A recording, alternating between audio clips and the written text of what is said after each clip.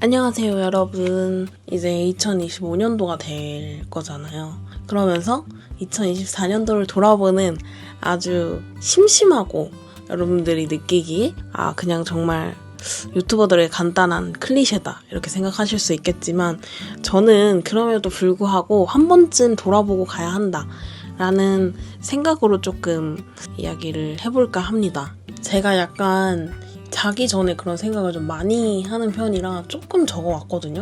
한번 좀 정리를 하면서 이야기를 해볼게요. 전 뭔가 약간 매해마다 주제가 항상 있었던 것 같아요. 사실은 올해도 작년에도 저는 약간 좀 더 제가 하는 일에 대해서 공부를 많이 해야겠다라는 생각을 좀 했었던 게 좀 부족하다고 느꼈어요. 아무래도 뭔가 전공으로 해오신 분들 그리고 좀 오래 일을 하신 분들에 비해 저는 뭔가 제 커리어에 대해서 의심이 좀 들기도 하고 앞으로 어떤 방향성으로 어떤 분들과 어떻게 일을 해야 되는가에 대한 고민을 진짜 많이 하는 스타일이라서 그런지 정말 그런 부분에 있어서 조금 어려웠달까요? 왜냐면 여러분들 아시다시피 저는 휠체어를 타고 그렇기 때문에 제가 지금 이 직업을 하지 않으면 다른 직종으로 변경을 하기가 사실 쉽지가 않아요. 정말 페이를 낮추지 않는 이상은.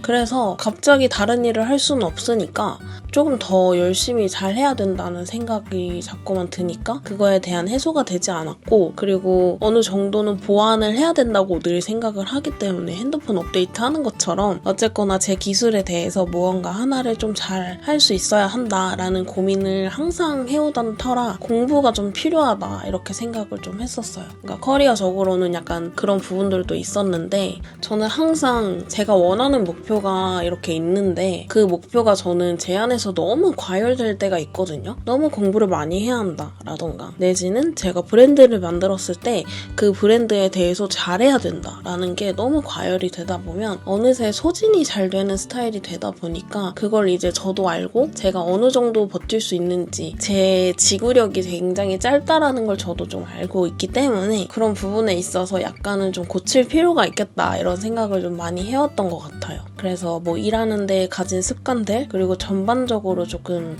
고쳐야 하는 습관들에 대해서 가지수를 좀 따져보기도 하고 막 이래저래 고민을 진짜 많이 해봤던 것 같아요. 그래서 이런 것 때문에 자꾸 저를 분석하고 나에 대해서 자꾸 알려고 하니까 뭔가 장점도 있었는데 단점이 되게 많이 있었던 것 같기도 해요. 네, 특별히 이번 연도에 제가 알아낸 저의 단점들은 무언가 하나에 되게 꽂히면 계속 그거에 대한 생각으로 막 가실지를 않더라고요. 그래서 그런 생각들이 자꾸 안 가시니까 뭔가 주변 지인들한테도 계속 막 물어보고 막 그런 느낌이 나면 안 되잖아요. 그러니까 한두 번 얘기하는 거지. 계속 얘기하다 보면은 상대방도 솔직히 질릴 수밖에 없는 상황인데 아무튼 그런 부분이 저는 되게 싫었어요. 저의 그런 부분들이. 그래서 뭐 하나 너무 꽂히는 스타일이니까 그런 것들이 너무 과열되지 않게 컨트롤하는 게 되게 중요했고 근데 이게 진짜 사실 괴롭거든요. 왜냐면 저 자체도 제가 나 다른 걸 얘기해야 되는데 다른 이야기를 하고 싶은데 이거에 꽂히니까 이거에 대한 생각밖에 안 나니까 자꾸 그거에 대한 토크밖에 생각이 안 나는 거예요. 그래서 지인들한테 얘기를 하더라도 비슷한 내용만 계속 얘기를 하게 되고 그래서 나는 이런 생각을 잘 멈추지 못하는 사람이라는 거를 좀 생각을 하게 됐고 생각보다 일하는 거에 대해서 일을 되게 참 좋아하는구나 라는 걸 알았어요.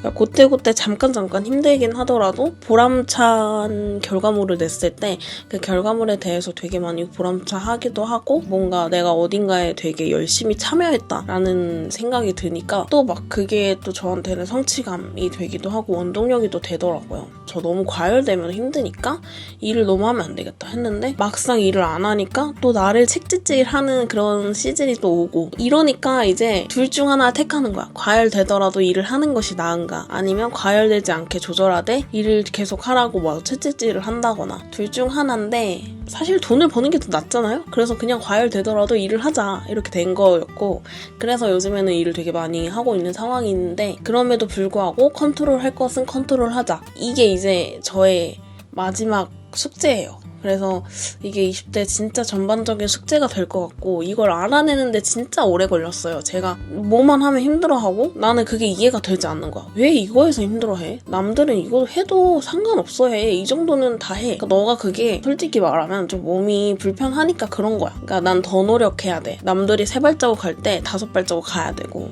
그래야 남들보다 조금이라도 더 앞서려면 약간 그런 생각으로 계속 살아왔던 것 같아요. 그래서 되게 힘들었던 거죠. 그래서 항상 노력을 막 진짜 죽어라 노력하기도 하고 남들처럼 똑같이 하려고 했어요. 남들처럼 똑같이 일을 열심히 하고 더 많이 하고 진짜 저 사람은 같이 일하기 되게 좋아 막 이런 소리를 듣는 걸 더 좋아하고 근데 그 얘기에 너무 취하다 보니까 제 몸에 대해서 생각을 전혀 해보지 않았던 거죠. 뭐 여튼 그런 식으로 저를 좀 스파르타식으로 계속 채찍질을 하는 상황이 됐었어요. 그러다 보니까 이 생각에 꼬리를 물어서 특별히 올해는 제 병에 대해서 좀 더 알아가는 시간들이 되게 많았어요.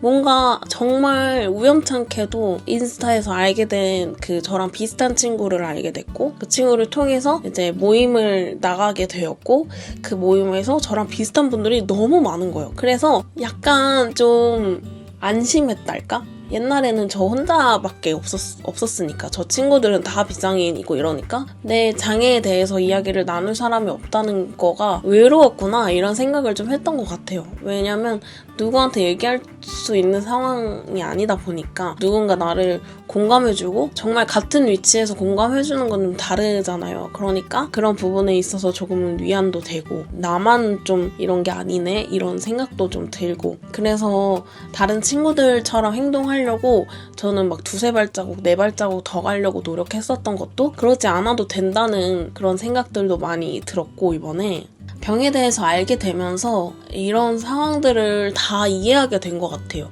내 병이 이런 거에 대해서 어쨌거나 나도 나에 대해서 편협한 생각이 조금은 있었다라는 생각이 조금 들기도 했고 안쓰럽고 조금 더 빨리 알았더라면 이라는 생각도 했었는데 저는 지금 이 시기에 알게 된 게 참 잘된 일이라고 생각을 해요. 그래서 내 병에 맞게 나의 성격도 다시 생각도 해보고 너무 급하게 항상 막 이런 스타일인데 왜 그런지에 대해서도 좀 알게 되고 여튼 정말 전반적으로 크게 좀 생각을 해보는 시즌이 되었던 것 같아요.